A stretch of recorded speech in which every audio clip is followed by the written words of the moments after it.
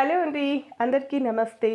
మనము ఇతరులని ఎంతో ఈజీగా కంట్రోల్ చేయగలం కానీ, మన వరకు వచ్చేసరికి మన ఓన్ మైండ్‌ని, మన మనసుని అదుపులో పెట్టుకోవడానికి ఎంతో కష్టపడుతూ సతమతమవుతూ ఉంటాం. అవునా కాదా? ఎందుకలా? అసలు ఎందుకు మన మైండ్‌ని మనం కంట్రోల్‌లో పెట్టుకోలేకపోతూ ఉన్నాం అంటే, ఈ మైండ్ అనేది ఒక గాలి లాంటిది అన్నమాట. అది ఒక చోట ఉండదు. ఎప్పటికీ వేరే చోటికి ఇలా ఇలా వెళ్తూ ఉంటుంది. సో, ఇంత కష్టమైన ఈ మైండ్‌ని కంట్రోల్‌లో, అదుపులో ఎవరైతే పెట్టుకోగలుగుతారో వాళ్ళే ఎంతో ప్రశాంతంగా ఉండగలుగుతారు. ఫస్ట్ ఆఫ్ ఆల్ ఈ మైండ్ ఎందుకు కంట్రోల్‌లో ఉండదు అంటే దానికి రీజన్ వచ్చి మన నెగెటివ్ ఆలోచనలు, నెగెటివ్ ఎమోషన్స్.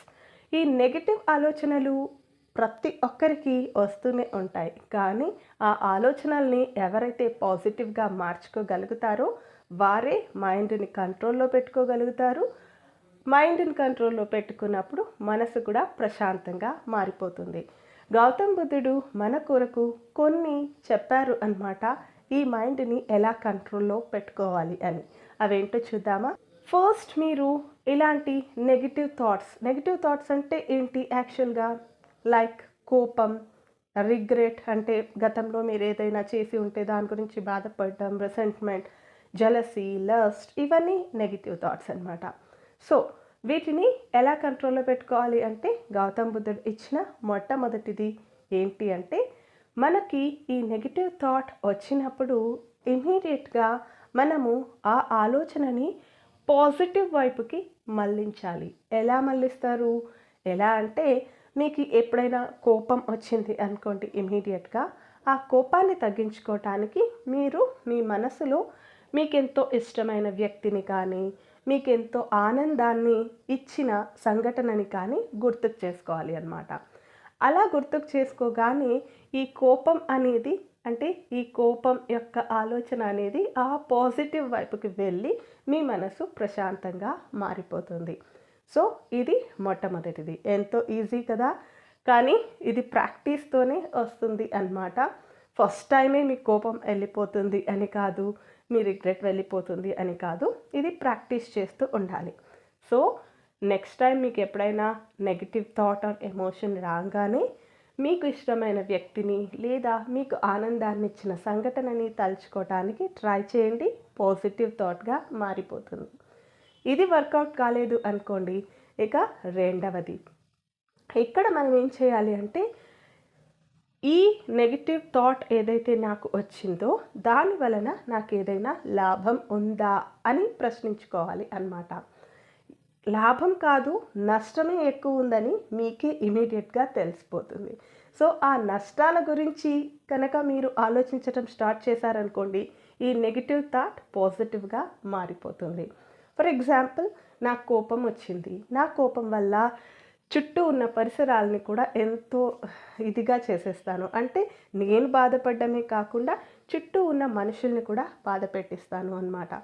ఆ తర్వాత మళ్ళీ ఎందుకు బాధ పెట్టించానా అని బాధపడతాను.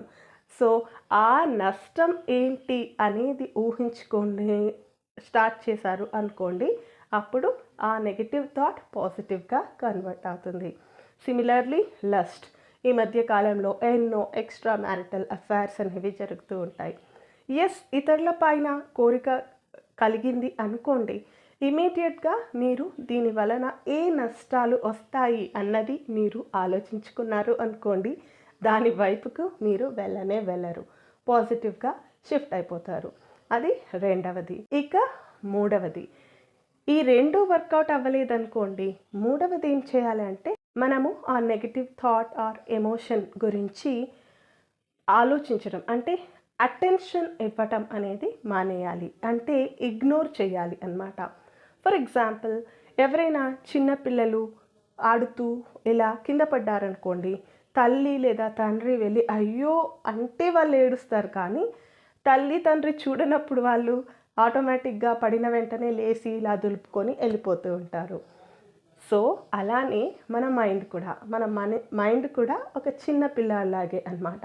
సో, మనం దానికి ఇంపార్టెన్స్ ఎప్పుడైతే ఇవ్వమో, ఇగ్నోర్ చేసి అటెన్షన్ ఇవ్వమో, అప్పుడు అది ఆటోమేటిక్గా పాజిటివ్గా మారిపోతుంది. సో ఇది మూడవది.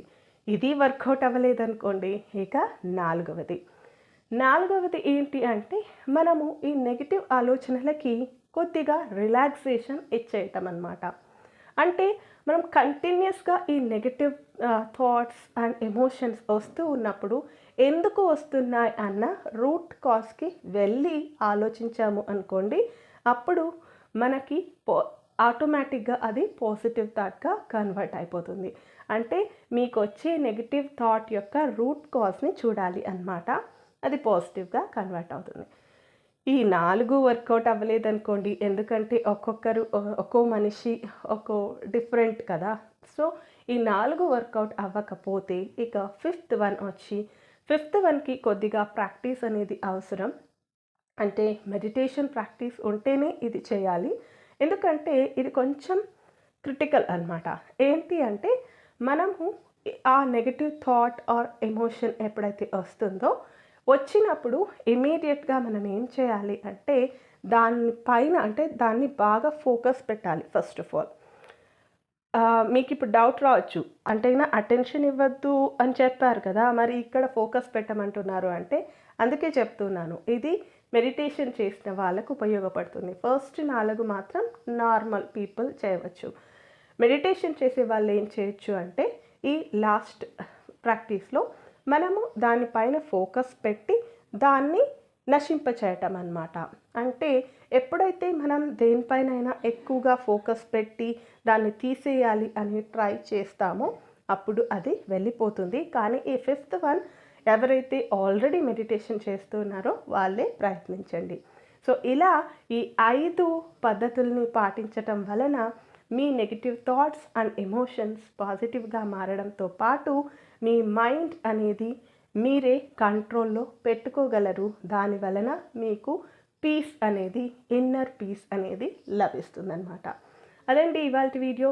ఇలాంటి మరెన్నో వీడియోస్ కోసం please do subscribe to our channel. Subscribe చేయండి, కామెంట్ సెక్షన్లో తెలపండి, లైక్ చేయండి, నాకు బూస్టప్ అవుతుంది.